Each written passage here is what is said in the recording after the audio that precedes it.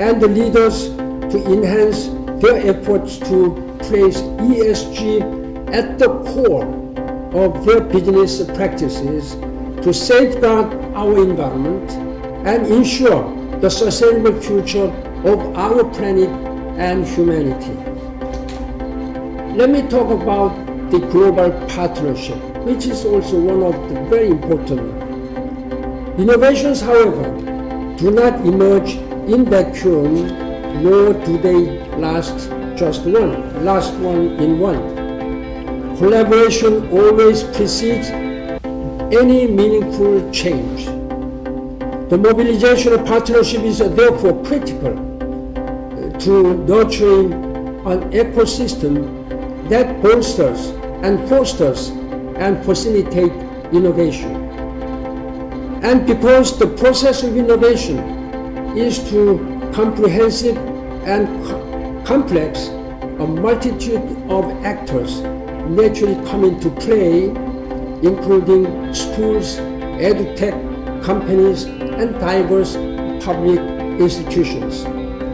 Creating innovation, implementing innovation, and ultimately evaluating innovation is a multi-societal cross-industry effort, and one that relies heavily on public-private partnership.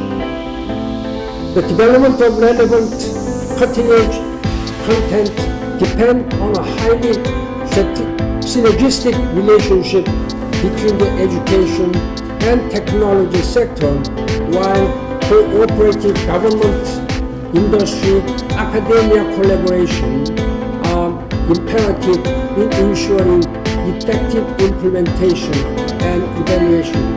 So what? What then are the key enabling mechanisms in establishing strong partnerships? I believe that partnerships flourish when all actors are united in their understanding of purpose and priority. I mean that no country or no individual, however powerful, resourceful, rich, can do it alone in this 21st century global challenges. Governments, business communities, and civil society, there should be a strong partnership forged, trilateral partnership. Without this trilateral partnership, nothing can be done at this time. Therefore, the leadership role of the government, business communities, and civil society is critical to achieve this one. In keeping with this agenda, local actors, including teachers, schools, businesses, NGOs, and universities, can and should take a more proactive role in leading the change appropriately adapted to their specific context. Through such locally driven initiative, relevant partnerships are forged, genuine collaboration is fostered, and valuable feedback of local experience and knowledge is channeled back into the system, reinforcing the overarching vision. Let me conclude, ladies and gentlemen, as it was during my time at the United Nations, and as it's for me now, even my retirement from the United Nations, I believe that education is not just for a privileged few. It is for everyone. It is a fundamental human right. Yet, in evaluating processing of Sustainable Development Goals number 4, we find out that 265 million children, among them including 60 million, even at the elementary school level, are still out of school. This is heartbreaking in this 21st century. Even for those attending, many are deprived of quality educational opportunities, resulting in an inability to meet minimum proficiency standards.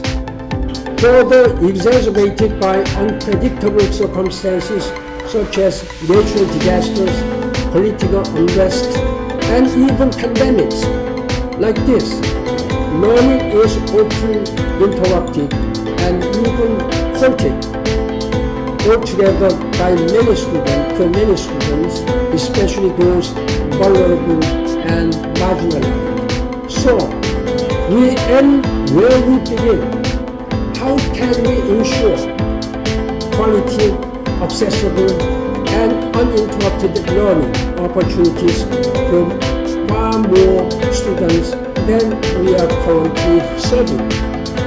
Distinguished guests, ladies and gentlemen, one thing is for certain. With less than a decade until 2030, the end target year of 20 Sustainable Development Goals, we can no longer afford to keep doing more of the same things, business as usual. We must explore new frontiers and new terrain. We must collectively embrace, foster, and invest in a culture of change, ignited by technology and bolstered through global partnerships. And we must stop merely defining and start demonstrating so that inclusion through innovation becomes a reality and a tangible, life-changing opportunity for more sidelined students to be brought back from the margins into the core and realize their full potential.